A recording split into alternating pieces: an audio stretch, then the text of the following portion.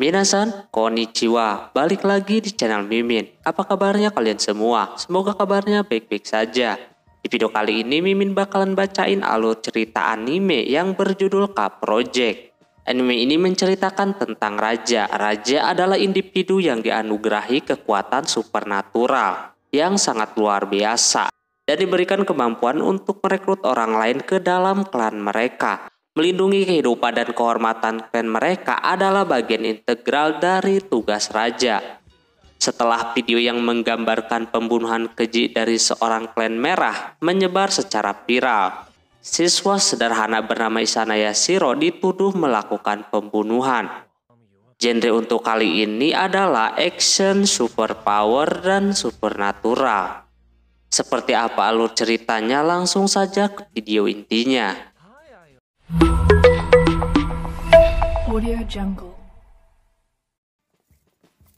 Anime diawali dengan segerombolan orang yang sedang berjalan menuju ke sebuah tempat. Mereka disebut klan merah atau raja merah yang dipimpin oleh Mikoto. Anak buahnya itu diperintahkan untuk menggerebek seseorang di gedung sana. Mereka mulai dengan cara penyamaran jadi tukang pizza. Lalu langsung menerobos masuk dan menghajar langsung orang yang ada di dalamnya. Mereka menanyakan sesuatu sambil menunjukkan foto. Karena di sana terlihat lagi pegang pistol yang dimiliki cowok tersebut. Tak lama Mikoto datang bersama cewek loli bernama Ana. Dia melihat apakah ada yang janggal atau enggak. Ternyata kagak ada. Pas mereka keluar lagi dari sana, terkejut klan biru menghalangi mereka. Klan merah pun tanpa ragu pengen melawannya. Alhasil Mikoto maju sendirian dan menunjukkan pedangnya di atas langit. Biasanya kalau seperti itu menunjukkan adanya seorang raja. Klan biru juga mengeluarkan itu. Di sisi lain terlihat di kota yang damai dan juga suasana di sekolah Ashinaka terlihat sangat rapi dan juga tentram. Nah, di sekolahan itu terdapat karakter utama bernama Isanaya Shiro. Dia terkenal dengan dekat sama orang lain, tapi ada cewek yang merasa aneh sama si Yashiro ini. Dia selalu saja dikasih lauk pauk kepadanya, padahal cewek itu pengen memberikannya sayuran biar tambah sehat. Pas dia mau kejar Yashiro, Yashironya kagak ada. Cewek tersebut mencarinya sampai akhirnya Yashiro kagak ketemu batang hidungnya. Dia pergi ke atap sekolah beserta ada seorang cewek kagak kelihatan kasat mata naik juga ke atas. Dia pun makan di atas sana, banyak daging yang diberi orang-orang tadi. Sesudah makan ada kucing putih mendekatinya. Setelah itu dia kembali ke kelas. Di sana mereka sedang sibuk untuk mengadakan sebuah acara festival. Tak lama ketua OSIS meminta bantuan karena kagak ada yang mau bantu. Jadi si Yashiro yang mau membantu. Dia disuruh untuk mengambil kembang api.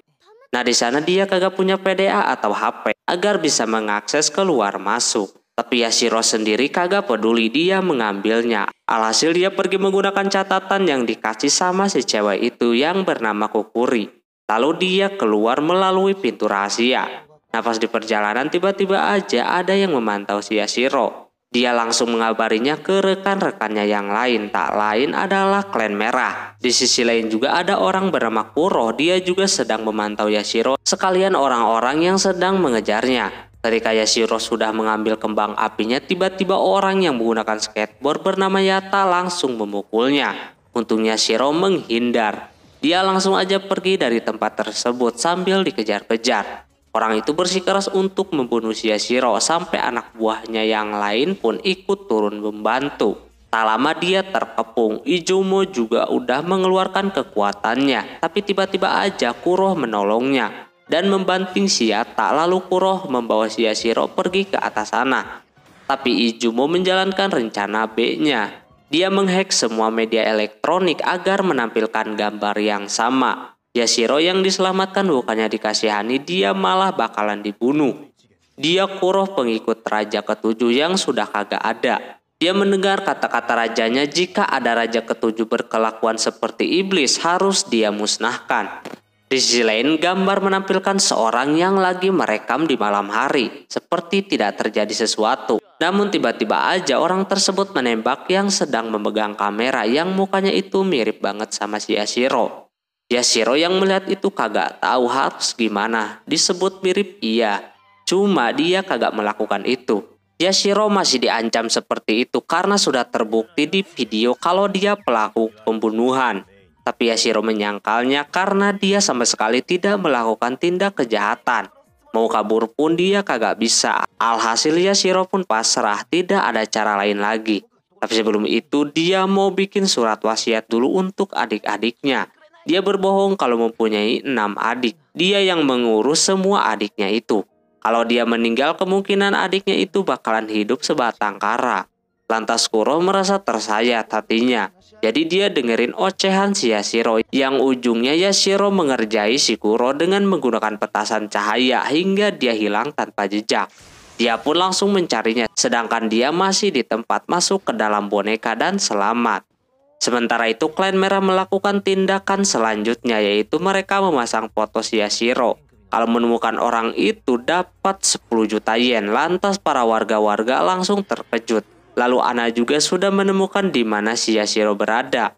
Izumo langsung mengirimkan lokasi kepada rekan-rekan yang lainnya. Yashiro terus berjalan sampai akhirnya dia bertemu sama si Kuro. Berbarengan dengan Yatta yang datang di waktu yang bersamaan. Demi mengulur waktu, si Yashiro mengadu domba kedua orang itu. Yang hasilnya mereka ribut dah berdua. Kali ini Kuro yang memenangkan pertarungan, tapi pas sama Kuro disamperin, Yashironya udah kagak ada. Tapi Kuro dapat petunjuk.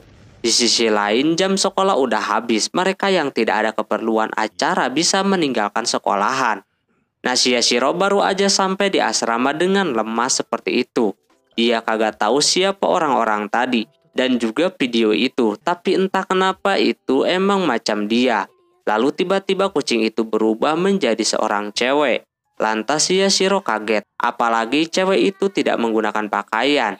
Dikasih alma mater pun kagak mau. Di sisi lain juga si Kuro yang mempunyai petunjuk langsung ke tempat target. Tak lama dia disamperin sama ketua OSIS, dia bakalan membantu si Kuro.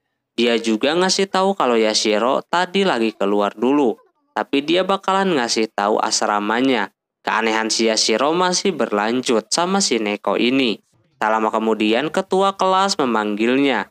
Pas dia keluar kaget kalau yang datang itu adalah si Kuro. Dia langsung aja masuk ke asrama. Namun dia kaget ada Neko tanpa busana di sana. Momen tersebut dimanfaatkan mereka berdua untuk kabur. Neko memiliki kekuatan kayak memanipulasi gitu. Atau membuat ilusi sehingga Kuro beberapa kali dikerjain sama si Neko. Si Neko ini tidak kasat mata. Sama orang biasa kagak bakalan kelihatan. Ketika sudah tidak ada jalan buat kabur, lagi-lagi Neko membuat ilusi sehingga si Kuro tertabrak seperti itu. Mereka bertiga terus kejar-kejaran dari sore, malam sampai pagi. Baru mereka kecapean. Kebetulan di sana mereka bertiga kelaparan jadi mau makan dulu. Muka si Kuro juga udah kayak begitu. Cuma kelihatan si Yashiro ini kagak bisa masak. Kebetulan si Kuro membawa barang yang isinya alat-alat masak semuanya. Coretan di mukanya itu belum dibersihin semua. Jadi kelihatan melotot anjir. Yang akhirnya dia juga yang harus memasak.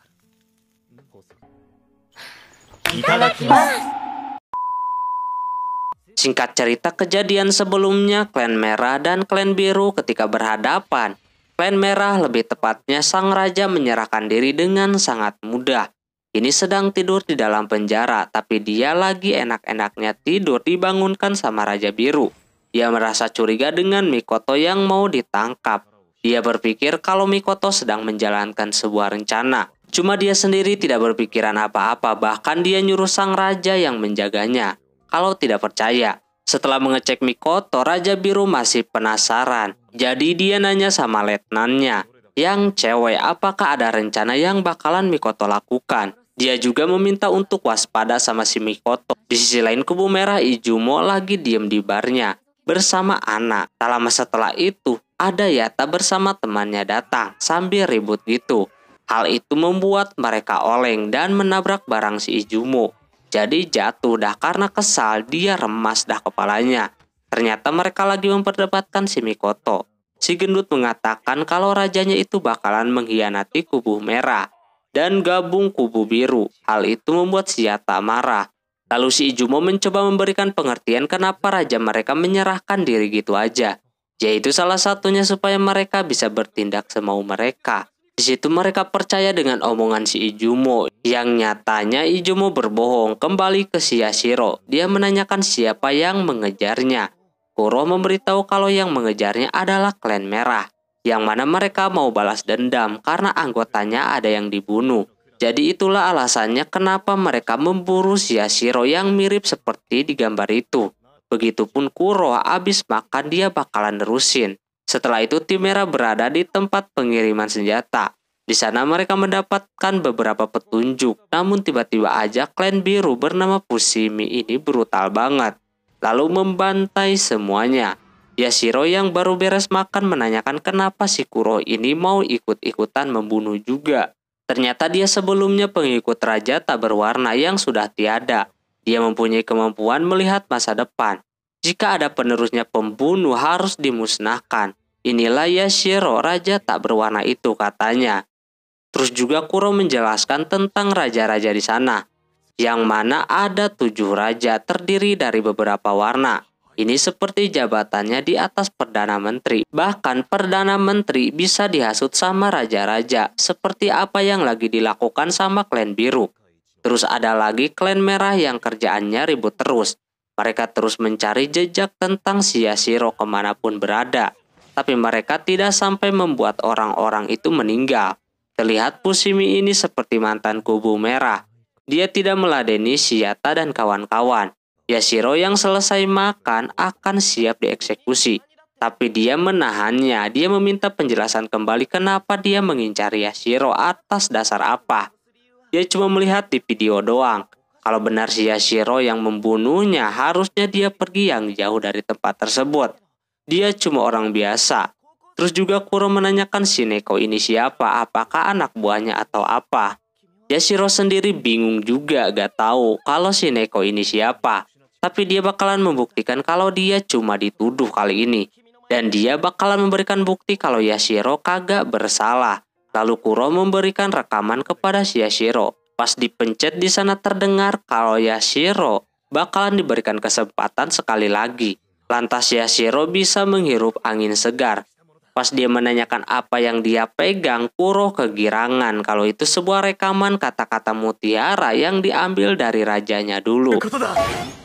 Setelah itu pagi-pagi si Kuro membuatkan untuk makan siangnya si Yashiro. Yashiro sangat terkejut dibikinin makan siang yang mantap sama si Kuro. Terus ketika dia mau siap-siap, tiba-tiba robot bersih-bersihnya itu error, nyerang si Yashiro. Lantas Kuro curiga dengan mereka berdua, padahal Yashiro pengen ke sekolahan. Sampai lupa apa yang harus dia lakukan, yaitu membuktikan kalau dia kagak bersalah. Pas masuk kelas, Kuro ikutan belajar di sana. Yashiro menganggap kalau Kuro ini murid pindahan. Dia kenalan sama si Kukuri atau ketua kelas di sana, atau OSIS juga. Si Neko yang ikut juga tadinya mau ngejahilin si Kuro. Tapi tiba-tiba aja dia berubah menjadi manusia dan mengaku kembali kalau dia juga murid pindahan. Setelah itu mereka beristirahat makan siang di sana. Kukuri udah menyiapkan satu bekal lagi, tapi melihat mereka bertiga serasa akrab banget. Kebetulan si Neko pengen makan lagi. Pas dikasih punya si Kukuri, si Neko malah kagak mau karena isinya sayuran semua. Yashiro melihat kembali foto-foto yang mirip dengannya. Temannya sendiri udah mengetahui video itu. Dia menyuruh si Yashiro mengakui kalau dia melakukan pembunuhan. Lantas dia kagak bisa ngapa-ngapain. Di sisi lain klan biru akhirnya bisa mendeteksi di mana si Yashiro berada, yaitu di SMA Ashinaka.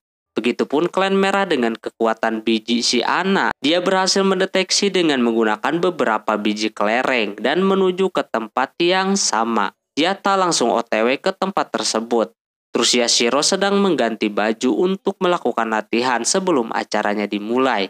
Sebelum acaranya dimulai, beserta Neko dia bakalan ngebuktiin kebenarannya. Dimulai dari waktu pembunuhan itu terjadi.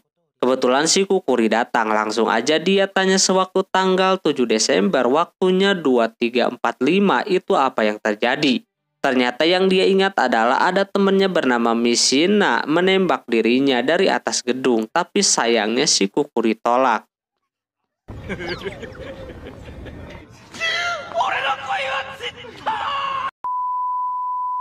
Yang diingat cuma itu doang. Kukuri tidak melihat ada Shiyashiro juga di sana. Jadi dia cari petunjuk lain, yaitu ke OSIS yang dulu. Di sana dia pada jam yang hampir sama, mereka mengevakuasi si Mishina yang berada di atas tadi. Kagak ada Shiyashiro juga di sana.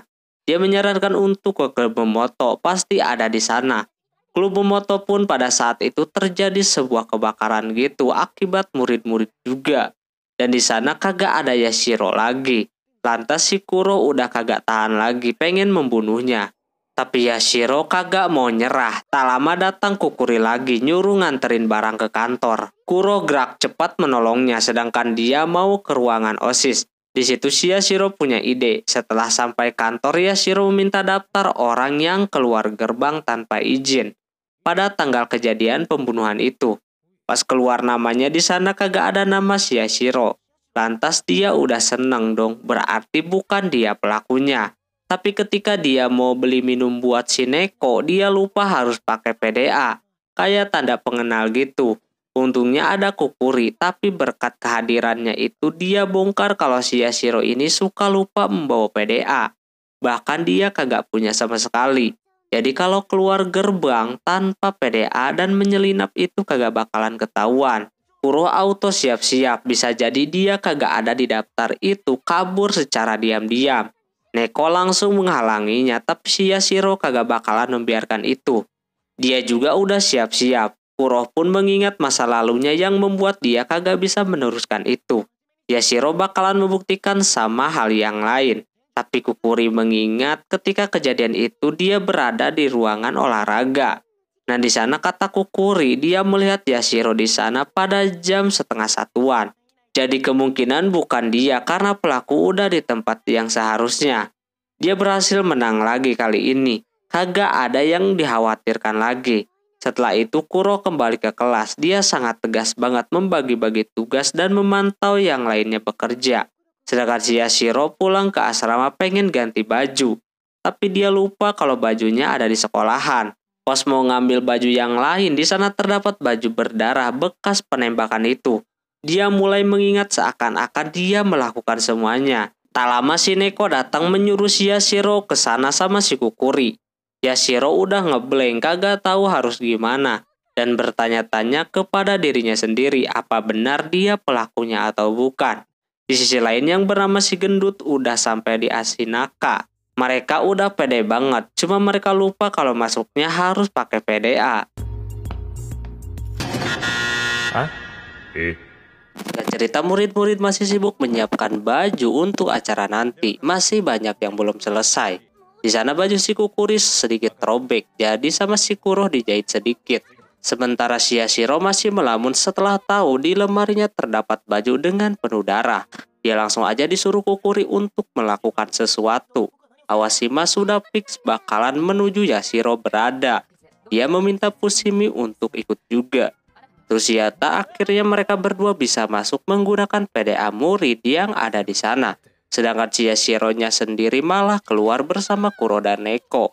Mereka mau membeli kembang api karena sebelumnya habis dipakai ketika kabur dari pengejaran. Fushimi dan Awashima pun sudah sampai sana. Klan biru terkenal emang dekat dengan kesopanannya. Mungkin ya mereka izin terlebih dahulu kepada pemilik sekolahan itu untuk mengizinkan mencari seseorang. Emang ada sedikit cekcok juga di sana karena mungkin tidak setuju pemilik sekolahannya yang membuat si Fushimi keluar dari ruangan. Fushimi yang tak ingin lama-lama, dia pun menggunakan data yang ada di sekolahan itu untuk menemukan orang yang mirip dengan si pelaku. Di tengah dia sedang mencari, terdengar suara si Yata yang lagi nanya-nanya. Yata bersikeras mencarinya walaupun agak sulit karena tempatnya segede itu. Si Gendut berinisiatif buat nanya ke perempuan. Cuma dia nanyanya gitu kayak ngebentak. Lantas Yata langsung menghajarnya. Karena udah meneriaki perempuan, Yata tetap bakalan nanyanya sama laki-laki lagi. Tak lama setelah itu muncullah si Fushimi. Dimana awalnya Yata kagak mau ngajak ribut sama itu orang. Si Gendut juga udah wanti-wanti untuk tidak boleh mencari keributan di sana. Cuma Fushimi ini memprovokasi si Yata seperti itu. Awalnya dia sabar. Tapi ketika udah ngomongin rajanya, si Mikoto yang lagi ada di sel tahanan yang katanya nyalinya udah ciut lah. Hal tersebut membuat si Yatta panas kan. Lalu terjadilah baku hantam di antara mereka berdua.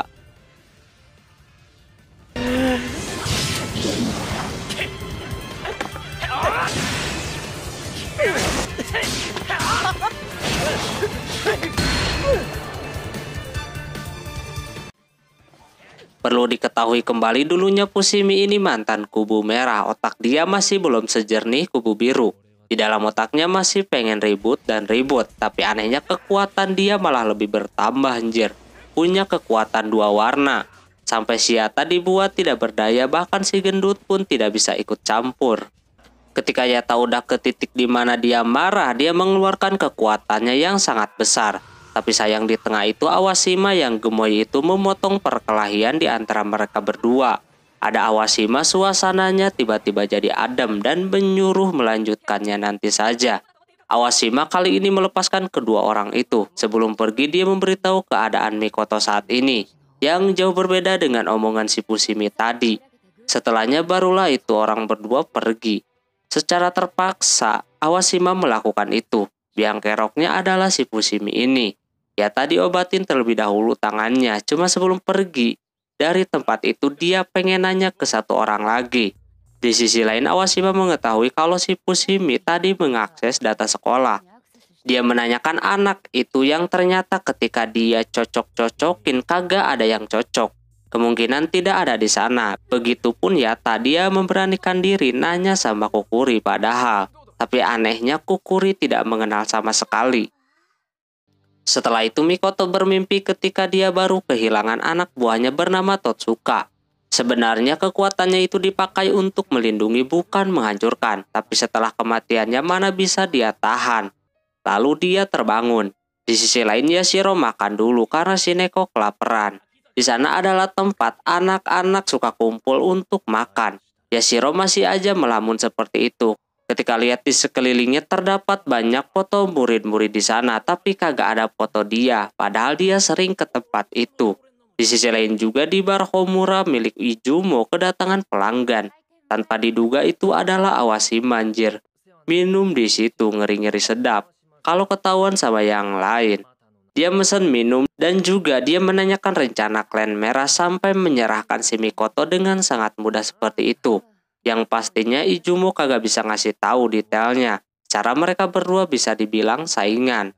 Awashima berasa aneh aja gitu. Ketika mau pulang, dia melihat ada barang yang rusak di sana.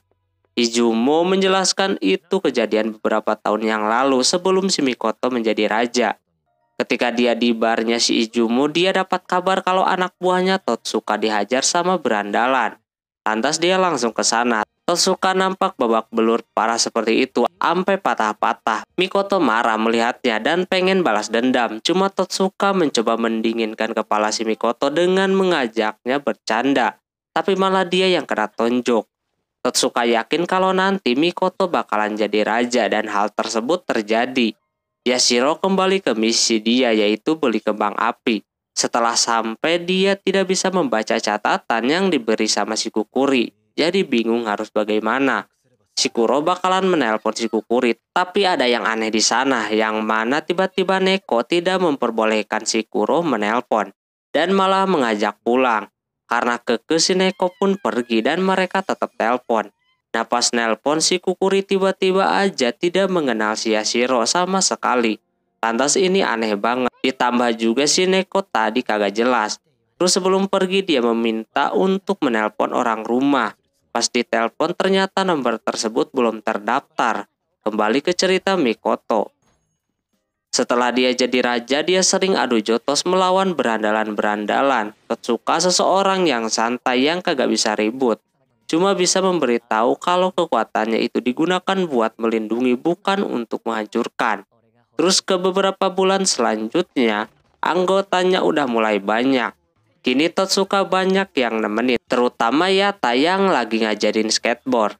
Izumo dan Mikoto berpikir walaupun si Totsuka ini kagak bisa ribut, tapi dia bisa sebagai penenang buat mereka. Nah dikala dia dari tadi kagak bisa mulu, si Ana menyuruh si Totsuka menunjukkan keahliannya yaitu bernyanyi. Dia juga mempunyai alat rekaman zaman dulu katanya. Karena disuruh nyanyi, dia tunjukinlah dia bermain gitar sambil bernyanyi. Yang tentunya satu ruangan menjadi adem ayem.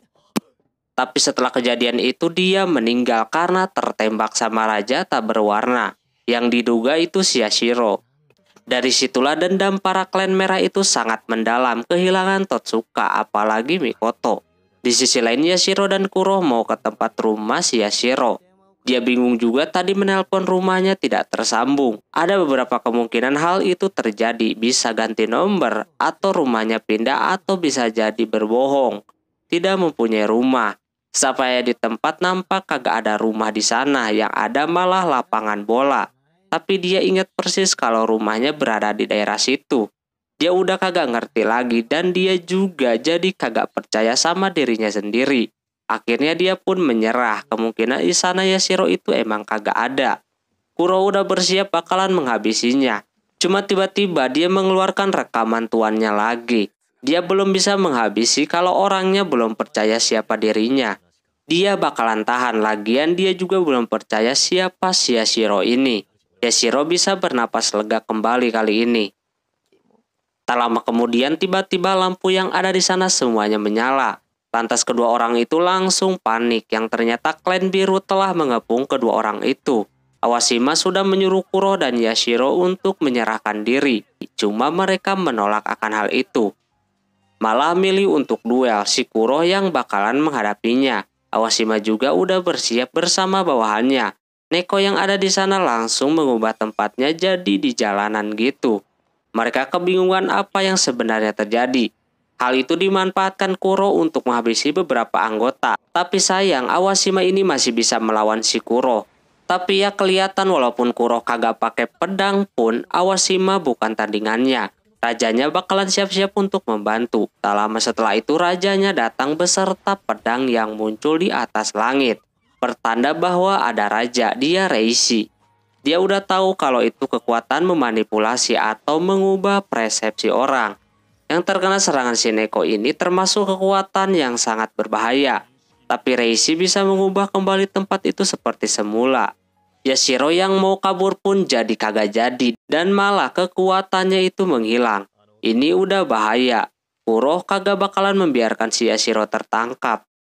Dia membukakan jalan untuk mereka berdua kabur, sedangkan dia yang bakalan menghadapi si Reishi kali ini.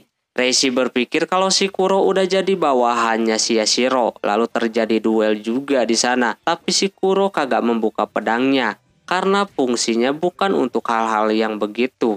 Dia berusaha menggunakan tangan kosong, jadi gini dah ributnya, cupu banget, agak seru. Di tengah itu Yashiro kagak mau meninggalkan si Kuro gitu aja, sedangkan dianya sendiri udah babak belur begitu.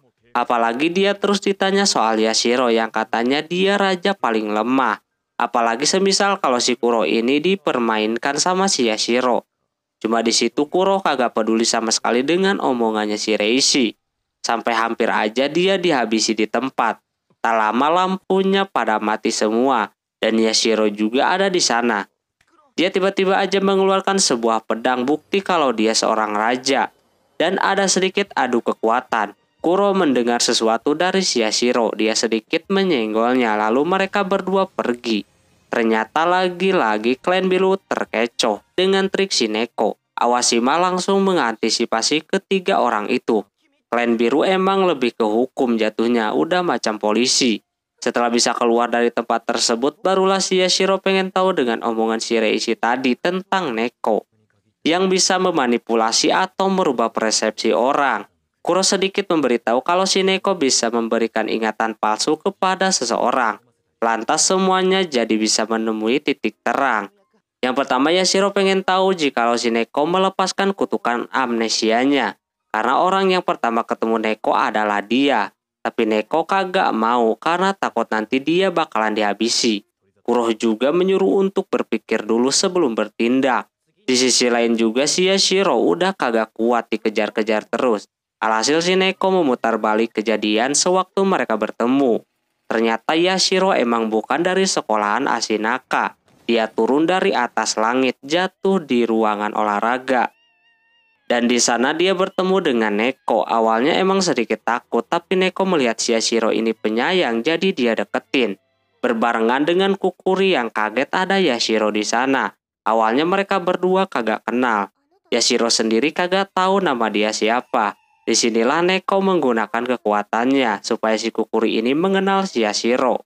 Mungkin itu yang Neko perlihatkan ketika mereka bertemu pertama kali. Cuma si Yashiro pengen tahu sebelum itu terjadi. Neko masih ketakutan kalau diperlihatkan, karena Yashiro maksa dia perlihatkan dah. Ternyata Yashiro dijatuhkan sama seseorang yang bernama Weisman, Raja Perak yang berada di pesawat balon sana. Akhirnya si Yashiro mempunyai satu petunjuk. Setelah itu mereka berencana untuk kembali ke sekolahan. Tapi Yashiro menginginkan masalah dia beres terlebih dahulu. Dia harus meluruskan semuanya. Di sisi lain, klan biru nampak tidak bisa mengejar si Yashiro dan kawan-kawan. Mereka direpotkan sama si Kuro, apalagi si Neko. Tak lama kemudian si Fushimi datang memberikan info kalau pasukannya ada yang tumbang, yang tak lain itu ulah daripada si Kuro. Dia melakukan sampai sejauh ini untuk menjalankan rencana si Yashiro. Fushimi mencoba mencari titik di mana yang lainnya berada. Nah, di dalam yang tumbang tadi ada tulisan jam 2. Reishi langsung menunggu jam 2 itu tiba. Pas jam 2 PDA atau HP Reishi berbunyi. Yang nelpon ternyata Yashiro. Awashima langsung melacak PDA-nya. Sedangkan mereka berdua sedang bernegosiasi, yang mana Yashiro memberitahu kalau dia bukan orang di balik penembakan itu. Ada orang lain yang berada di atas kapal sana. Reishi sudah mengetahui kalau itu Raja Perak, Weisman. Yashiro bernegosiasi jika Reishi berhasil membawa ke hadapannya, Yashiro dan kawan-kawan bakalan menyerahkan diri. Reishi tanpa pikir panjang dia menerima tawaran tersebut. Sedangkan Fushimi dan yang lainnya mencari keberadaan si Yashiro yang sudah ditandai lokasinya. Namun pas sudah di lokasi nampak mereka salah posisi. Di sana cuma terdapat PDA milik rekannya sendiri, beserta alat yang kurang ngerti itu alat apaan. Sedangkan mereka bertiga sedang di dalam kapal. Ini kejeniusan si Yashiro. Selanjutnya ke rencana yang akan datang, Neko bakalan ambil bagian kali ini. Sementara itu di markas klan biru udah belibet banget, mau siap-siap untuk menangkap Raja Perak. 3 mobil dikerahkan ke bandara. Sementara si Reishi belum dapat jawaban dari si Weisman kalau mereka bakalan menemuinya. Kalau sudah begini kagak ada pilihan lain selain menerobos. Yang penting udah ada izin sebelumnya. Walaupun sudah dijelaskan sama si Awashima kalau masih ada kekurangan, tetap Reishi bakalan melakukannya. Fushimi belum percaya kalau Raja Perak berada di sana. Reishi memberikan arah-arah kapal itu sering mengudara dari titik ini ke titik ini, gitulah pokoknya kagak ngerti. Tapi kejadian di stadium kemarin, kapal tersebut ada tepat berada di atas mereka. Reishi juga dari awal sudah mencurigai kalau Raja Perak ini ada hubungannya dengan penembakan Totsuka itu. Seketika si Fushimi jadi semangat lagi. Tak lama mereka sampai di bandara. Kali ini mereka bakalan menggunakan helikopter untuk mendekati kapal itu.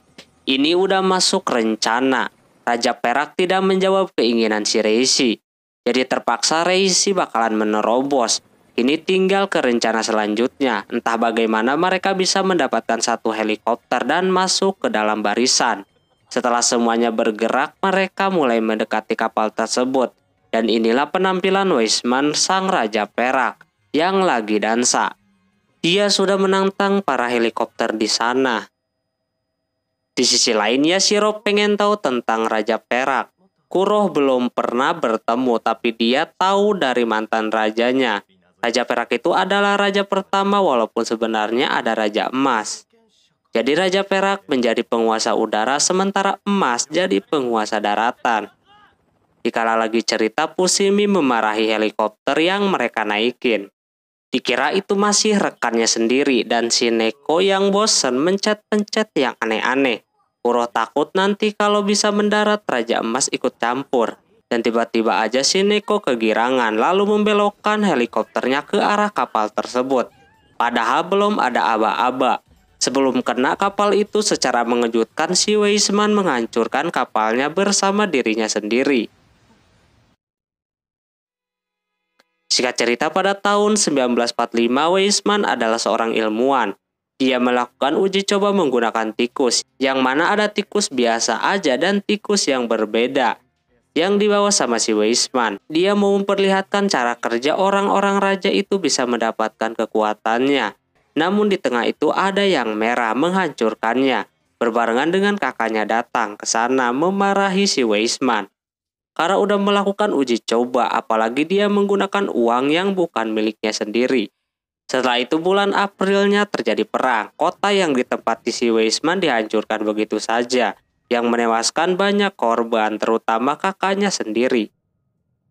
Tentunya luka yang sangat amat dalam buatnya. Alhasil setelah kejadian itu, dia mempunyai rencana dia bakalan mengudara menggunakan pesawat yang dia punya.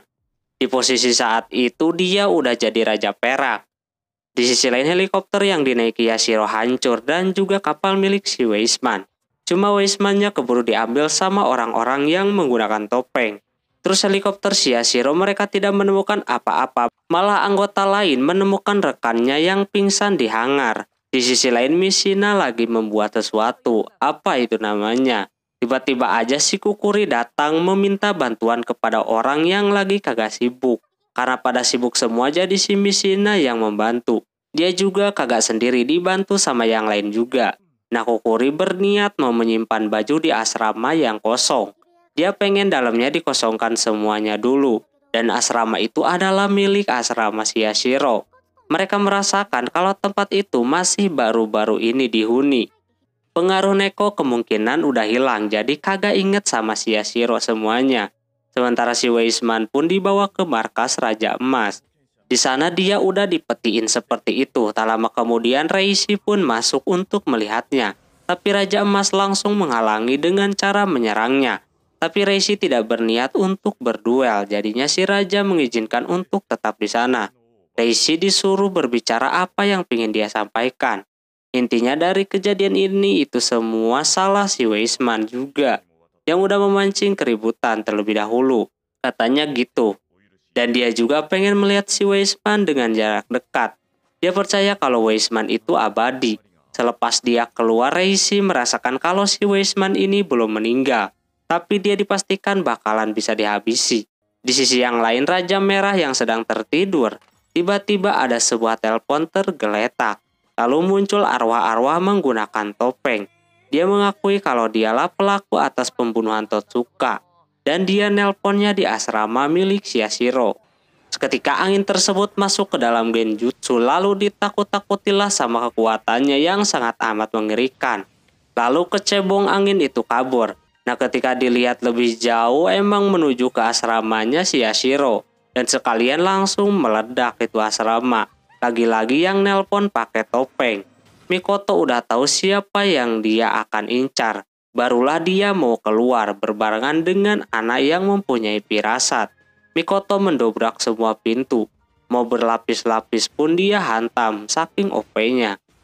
Di luar dia udah banyak yang nungguin, salah satunya Fushimi, Sisongong, dan Awashima. Tetep aja kagak ada apa-apanya, satu kali napas aja serem jir, apalagi ini menggunakan skill 1.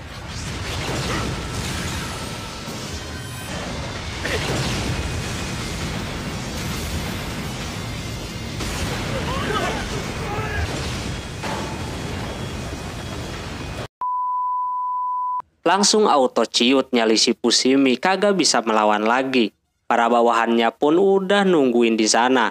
Ternyata yang direncanakan si Mikoto itu adalah ini, menunggu petunjuk di mana orang yang dia cari itu berada. Dan ada di sekolahan Ashinaka. Terlihat orang-orang itu udah kagak mau nyerang jir. Tahu diri kekuatannya terlalu besar untuk dilawan, lalu mereka pun pulang. Di sisi lain Kukuri yang sedang ngangkat barang melihat ada pedang di luar.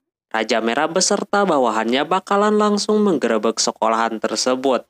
Mereka membuat murid-murid yang ada di sana pada panik sama ledakan dan juga runtuhnya beberapa bangunan.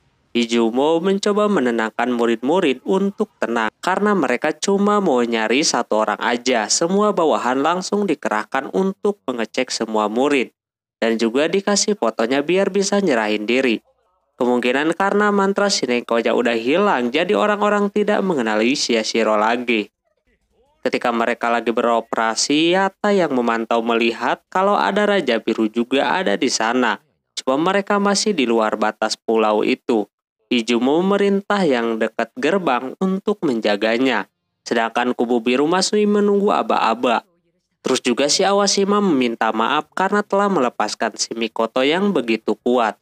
Kagak bisa dilawan. Reishi kagak masalah akan hal itu. Dia melihat situasi Raja Merah yang lagi mengepung murid-murid yang berasa berbahaya. Bisa-bisa terjadi perang sama kubu biru. Apalagi kalau yang mereka cari itu Raja tak berwarna. Yang mana kekuatannya itu belum diketahui, yang pasti unik dan bisa memecah belah. Reishi bakalan menyerahkan komando kepada si Awashima, sedangkan dia masuk duluan. Seketika turun salju, Ana langsung ke tempat si Mikoto untuk menghangatkan tubuhnya. Izumo terlihat sedang menelpon dengan seseorang. Dia menyuruh si Yatta untuk tetap berjaga di sana. Saat ini masih belum ada yang janggal, tapi dia udah kagak kuat pengen duel, apalagi kalau si Fushimi ada di sana. Pasti dia kebawa emosi, secara dulu mereka adalah masih satu tim. Fushimi sendiri kesal masih berada di tempat. Dia udah kagak sabar juga pengen cepat-cepat ngewar. Emang dulunya Fushimi ini mengkhianati Yatta dengan cara bergabung dengan tim biru, guna membuatnya lebih kuat lagi. Dimulai dari situ dendam Yatta mulai muncul.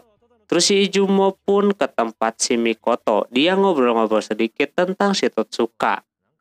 Yang mana itu orang biasa tapi omongannya dibikin bener. Sekarang aja si Mikoto jadi raja beneran. Dikira itu cuma lelucon si Totsuka aja. Nyatanya terjadi. Karena Mikoto bakalan ada hal lain, Izumo meminta Ana ikut dengannya. Sedangkan Mikoto berjalan menuju hutan. Di sana dia bertemu dengan Raja Biru. Mereka ngudut bareng di sana sambil ngobrol santai. Yang mana Reishi meminta si Mikoto untuk mundur dan tidak menakut-nakuti murid yang tidak berdosa. Dia juga menawarkan kalau orang yang dimaksud yang pengen dibunuh Mikoto itu mau dibunuhin sama si Reishi. Emang ide yang bagus, apalagi sekarang pedang Mikoto udah mau hancur. Kalau terus memaksakan dengan kekuatan yang ada bakalan terjadi sesuatu. Mikoto harus stop menjadi raja. Di sana Raja Merah kagak mau anjir. Dia pengen menghajarnya sendiri pelakunya walaupun sisa masa rajanya sedikit lagi. Dia menyuruh untuk mengurusi urusannya masing-masing. Karena maunya seperti itu, Reishi pun terima. Di sisi lain Yashiro dan yang lainnya sampai di Asinaka. Dia masuk ke asrama yang udah hancur itu karena ledakan sebelumnya. Mereka juga udah tahu kalau kedua klan udah pada ada di sana. Pasti bakalan terjadi war. Tapi mereka mau kabur pun itu adalah rumahnya si Yashiro. Jadi Neko pengennya membereskan apa yang sedang terjadi di asrama. Kuro juga bingung harus bagaimana. Kali ini dia tidak memutar kata-kata mutiara dari tuannya. Melainkan dia udah tahu apa yang harus dia lakuin. Yaitu menolong Kukuri dan yang lainnya. Malam hari terdapat orang yang memasang bom di area gedung-gedung. Mikoto mengingat kembali perkataan si Reishi yang mana umur raja dia sedikit lagi bakalan habis. Mikoto meminta Izumo untuk menggantikannya, sedangkan dia keluar mau ada urusan dulu. Begitupun Reishi yang gagal membujuk si Mikoto. Secara terpaksa dia harus menyerang pasukan merah. Fushimi udah kagak sabar, inilah udah waktunya. Tak lama ada ledakan di sekolahan tersebut. Mereka pun langsung pergi. Pasukan merah sudah bersiap menghadapi pasukan biru. Terlihat mereka juga ada di sana. Tim merah udah kagak kuat, pengen duel. Pas mau dimulai, Reishi merasakan ada yang aneh. Dan tiba-tiba ledakan terjadi. Reishi nganggep kalau itu ulah Mikoto. Dia menyerahkan anak buahnya kepada si Awashima untuk memimpin war.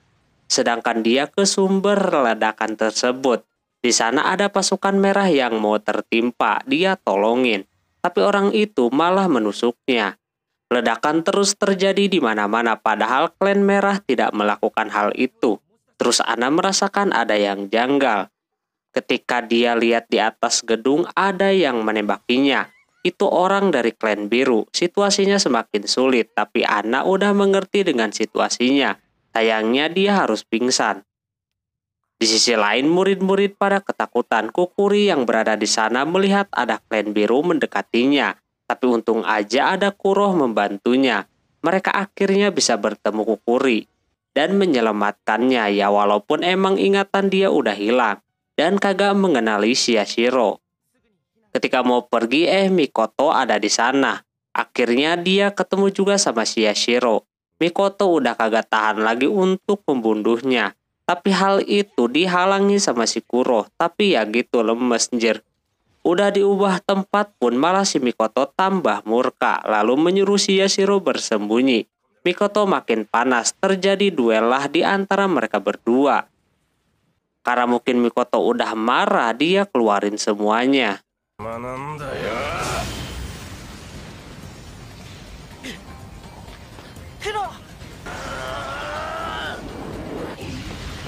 Dikala Kuroh kagak bisa nahan, untungnya ada Shiraishi datang membantu.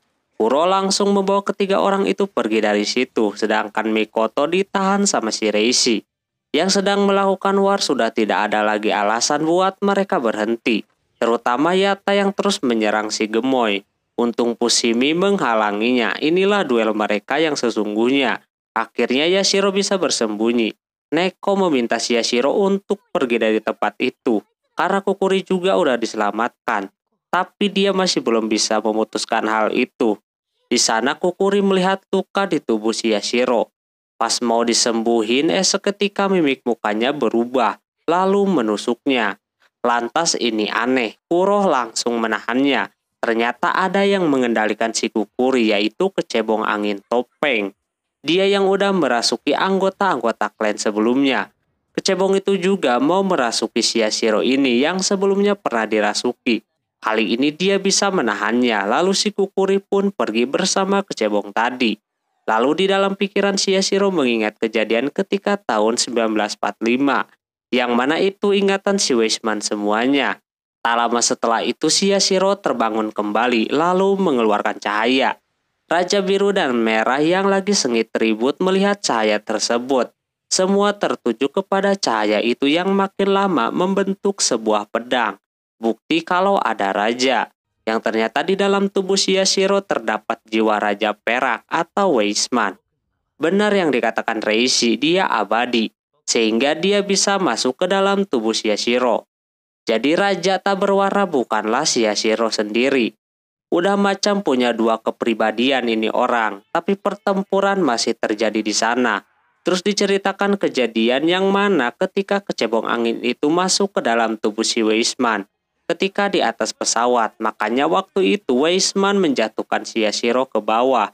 Tapi dia tidak luka sama sekali karena terdapat jiwa-jiwa si Weisman yang masih menempel dalam tubuhnya. Secara kan kekuatan Raja Perak emang kebal gitu. Terus berarti kecebong angin tadi ialah raja tak berwarna itu yang membunuh si Totsuka memakai tubuh Yashiro. Yashiro meminta bantuan kepada dua orang itu. Awashima kagak bisa mengendalikan war yang sedang terjadi, tapi dia lega melihat rajanya kagak apa-apa. Cuma Raja Merah jadi lawannya. Awashima was-was akan hal itu, lalu dia mau mendekatinya. Tak lama Yashiro pun datang. Kali ini Yashiro kagak bisa disentuh. Malahan Awashima yang terbang seperti itu, lalu dia dibawa.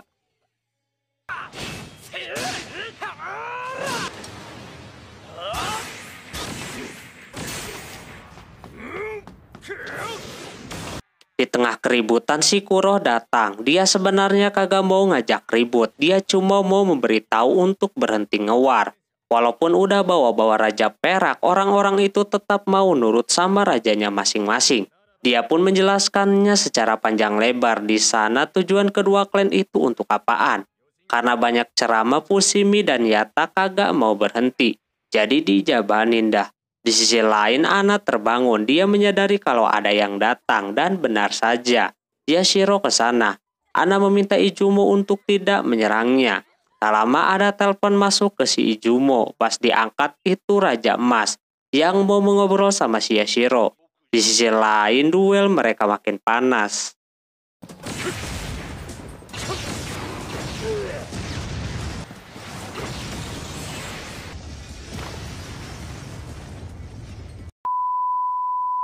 Kecebong angin malah senang melihat perkelahian mereka berdua. Sementara itu Yashiro mengobrol dengan Raja Emas. Kali ini Weisman harus bertanggung jawab atas semua ini. Dia bakalan melakukan sesuatu untuk menghentikan yang terjadi sekarang. Ternyata tanpa disadari Raja Emas itu adalah letnan yang dulu pernah sama si Weisman terus. Dia bakalan menerima keputusan si Weisman untuk melakukan rencananya. Izumo dan Awashima juga udah menyiapkan jalan untuk mengevakuasi para murid. Nah di sana Weisman dan Yashiro meminta Neko membantunya sekaligus merekrutnya sebagai anggota. Karena dia baru pertama kali punya anggota, sebelumnya dia di atas mulu kan ya. Dia pun mau bantu. Dikala murid-murid udah cemas, panik, dan lain-lain, datang si Yashiro menenangkannya. Dia membagi-bagi jadi banyak seperti itu, biar bisa langsung memberitahu kepada semua orang untuk ke tempat yang sudah ditentukan. Teman-temannya sulit untuk mengenali si Yashiro ini, dan juga dia menemukan keberadaan kecebong itu. Sesudahnya Neko pun lemas, udah mengeluarkan banyak kekuatan. Sekarang gilirannya untuk melakukan tugasnya. Yashiro kagak bisa menjanjikan apapun kepada mereka. Di sisi lain kecebong itu sedikit lagi bakalan mencapai tujuannya. Dia pengen menguasai semua raja. Emang udah agak gila itu orang. Setelah itu pertarungan masih belum selesai, masih belum ada pemenangnya. Begitupun Kuroh melawan dua sekawan itu. Padahal tinggal mereka berdua aja yang lagi duel, yang lain pada ke tempat evakuasi. Dulu emang kedua orang ini deket banget, mereka berdua dapat tawaran untuk menjadi bagian si Mikoto oleh si Izumo. Mereka berdua pun diangkat sama si gendut lalu dibawa ke tempat evakuasi. Yashiro juga muncul pada saat yang bersamaan. Dia bakalan langsung ke rencananya, tapi sebelum itu Kuroh mau daftar jadi anggota Raja Perak. Dia berat hati harus move on sama raja terdahulunya. Di sisi lain kecebong itu masih memperhatikan duel kedua raja. Dia berniat untuk mengambil semua kekuatan raja-raja, biar dia sendiri yang jadi raja. Namun tidak semudah itu, Yashiro dan Kuroh keburu datang. Orang itu udah kagak bisa merasuki orang-orang lagi, karena semuanya udah dievakuasi. Kuroh langsung mengejarnya kembali, tak berselang lama dia tertangkap. Baru kali ini si Kuroh mengeluarkan pedangnya. Karena ada penerus rajanya itu macam iblis, jadi dia harus menghabisinya. Tapi hal itu dihalangi sama si Yashiro. Jadinya dia yang kemasukan kecebongnya lagi. Yashiro ternyata sengaja melakukan itu. Dia masih bisa mengendalikannya. Weisman harus bertanggung jawab akan hal ini.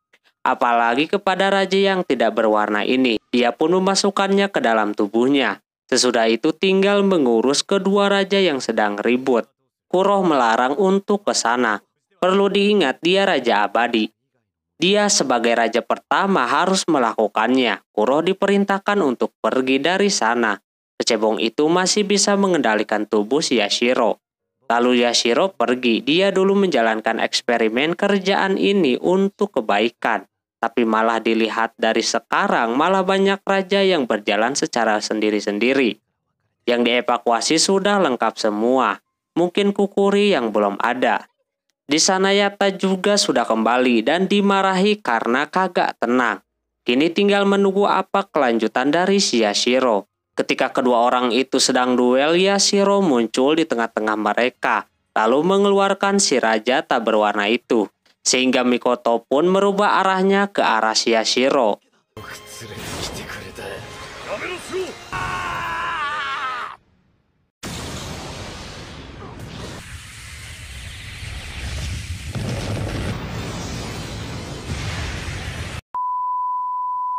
Akhirnya dia bisa membalaskan dendamnya sekaligus kekuatannya terkuras semuanya. Ini jadi detik-detik si Mikoto kehilangan jabatannya menjadi raja dan pedangnya bakalan runtuh. Tapi sebelum itu terjadi Reishi membunuhnya terlebih dahulu.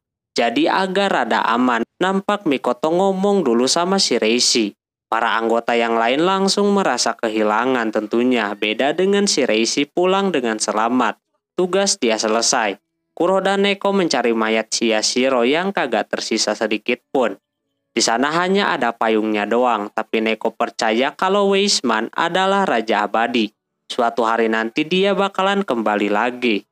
Setelah semuanya beres, klan merah mempersembahkan cahaya merahnya untuk sang raja yang sudah tiada. Begitupun yang berada di badan si Fushimi ikutan terbang juga. Dan untuk season pertama ini selesai. Jadi kesimpulannya yang membunuh si Totsuka itu adalah Raja Tak Berwarna yang kecebong tadi menggunakan tubuh si Yashiro. Gitulah intinya dari permasalahan ini. Oke, mungkin segitu dulu untuk anime ini. Mohon maaf bila ada kesalahan dalam penyebutan nama, tempat, atau yang lainnya. Dan sampai jumpa di anime selanjutnya. Jawatan nih, bye-bye.